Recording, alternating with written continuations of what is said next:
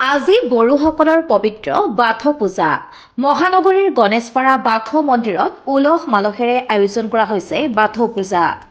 ৰাতিপুৱা পতাকা উত্তোলনে আৰম্ভ কৰা এই পূজাত মুখ্য অতিথি হিচাপে উপস্থিত আছিল অসমৰ মাননীয় মুখ্যমন্ত্ৰী হিমন্ত বিশ্ব শৰ্মাৰ OSD হেমন্ত চৌধুৰী, বাথৌ মন্দিৰৰ সভাপতি কাৰ্তিক বসুমতাৰী, সম্পাদক বিহুৰাম বড়ো, নিৰ্মাণ সমিতিৰ প্ৰাক্তন সভাপতি প্ৰদীপ খকলাৰী, লগতে উপস্থিত আছিল গণেশপাৰাৰ সমূহ ৰাইজ।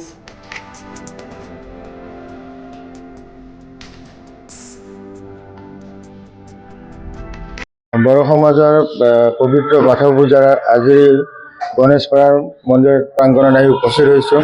ৰাইজৰ লগত কথা পাতিলোঁ, ৰাইজলৈ শুভেচ্ছা জনাইছোঁ। বড়ো সমাজৰ এইটো আটাইতকৈ পবিত্ৰ অনুষ্ঠান আৰু সকলো গণেশপাৰাৰ ৰাইজৰ ইয়াত অংশগ্ৰহণ কৰিছে। সকলোৰে মংগল আৰু দীৰ্ঘায়ু কামনা কৰিছে। আচ্ছা, আজিৰ দিনটো বাথৌ ধৰ্মীয় লোকবিলাকৰ কাৰণে এটা খুব পবিত্ৰ দিন। প্ৰত্যেক বছৰে আমি এই বাথৌ পূজাটো মাঘ মাহৰ দ্বিতীয় মঙলবাৰত আমি এই পূজাটো কৰি আহি আছোঁ। ঠিক তেনেকৈ এইবাৰ কিন্তু আমাৰ মন্দিৰ কিন্তু বহুত পুৰণি, কিন্তু আমি নতুনকৈ পূজা কৰা আজি 13 বছৰত আমাৰ কৰি দিছে। এতিয়া আমাৰ ইয়াতে যিসকল আইনামতী আছে, আইনামতীসকলে তেওঁলোকে নাম গাই আৰজ কৰিব।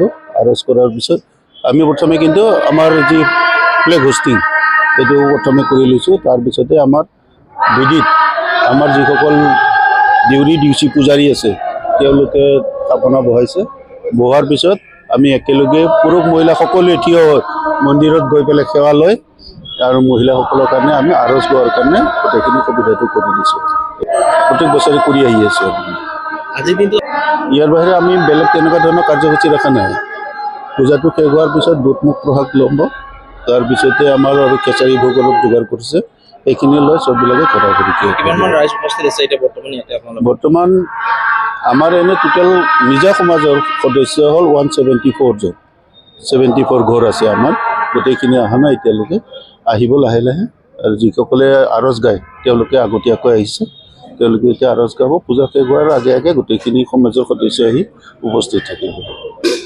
প্ৰথমে আপোনালোকক আমাৰ আজি পবিত্ৰ দিনত অহাৰ কাৰণে আপোনালোকক শুভেচ্ছা জনাইছোঁ। এয়া বাথৌ পূজা হৈছে আমাৰ বড়োসকলৰ যিখিনি বাথৌ ধৰ্মীয় মানুহ আছে, আজিৰ দিনটো পবিত্ৰ দিন। আৰু পবিত্ৰ দিন মানে এনেকুৱা ধৰণৰ মাঘৰ দ্বিতীয় মঙলবাৰৰ যিটো দিন হয় সেই দিনতে আমি বাথৌ পূজাটো কৰোঁ। আৰু আজি দ্বিতীয় দিন আৰু সেই হিচাপে আমি বাথৌ পূজাটো কৰিছোঁ। আমাৰ কাৰণে এই বাথৌটো হৈছে পবিত্ৰ বস্তুখিনি। আজি ধৰকচোন বিভিন্ন সমাজে বিভিন্ন ধৰ্মৰ ব্যক্তি নিজৰ নিজৰ ধৰ্মৰ কাৰণে যিখিনি ধৰকচোন পূজা পাতলৰ বাদে যিখিনি নিয়ম নীতি পালন কৰিছে, আমি বড়োসকলে বাথৌ ধৰ্মীয় বড়োসকলে বাথৌৰ জৰিয়তে আমি ঈশ্বৰক আমি আৰাধনা কৰোঁ। আৰু সেই পবিত্ৰ আজিৰ দিনটো আমাৰ ইতিমধ্যে কৈছে আমাৰ সমাজৰ মুৰব্বীয়ে যে 176 ঘৰ মানুহ আছে আমাৰ, কিন্তু এতিয়া আহি পোৱা নাই, আহিব এতিয়া। আৰু ইয়াৰ বাদেও কৈছে বিভিন্ন জাতিৰ মানুহ আহি কিনে আমাৰ ইয়াত উপস্থিত হ'ব, তেখেতসকলে সেৱা ল'ব। মানে এইটো অকল কেৱল বড়ো হৈ থকা নাই, এতিয়া বুজিছোঁ বিভিন্ন সম্প্ৰদায়ৰো হৈ উঠিছে। আৰু এই বিভিন্ন জাতিৰ মানুহে আহি কিনে বিভিন্ন ধৰ্মৰ মানুহে কিনে ইয়াত সেৱা লয়, পূজাত ভাগ লয়। আৰু নিশ্চয় আহিব আমাৰ আশা। এতিয়া আপোনালোকে আমাৰ মাজত আহিছে পূজাৰ বিষয়ে জনাৰ কাৰণে। আমাৰ পূজা বুলি কওঁতে সাধাৰণতে আমাৰ বহুত কিছু আছে। আমাৰ গুৰু আছিলে মনসিং সিং বুঢ়াই, আপোনালোকে জানে কি নাজানে। আমাৰ গুৰু মনসিং সিং বুঢ়াই, আৰু মনসিং সিং বুঢ়াই হৈছে কি বড়োসকলৰ আদি মহান পুৰুষ বস্তুটো। তেখেতৰ নেতৃত্বতে তেখেতে এই ধৰ্মটো প্ৰথম প্ৰতিষ্ঠা কৰিছিলে, এই পূজাটো আৰম্ভ কৰিছিলে। আৰু সেইটোকে আমি অনুসৰণ কৰি আজিলৈকে আমি পালন কৰি আছোঁ আৰু ভৱিষ্যতেও আমি পালন কৰি থাকিম। আমাৰ আশা এই সেইদিনাখন আপোনালোকে জানে যে মোদীয়ে বাথৌ ধৰ্মৰ বিষয়ে কৈছিলে।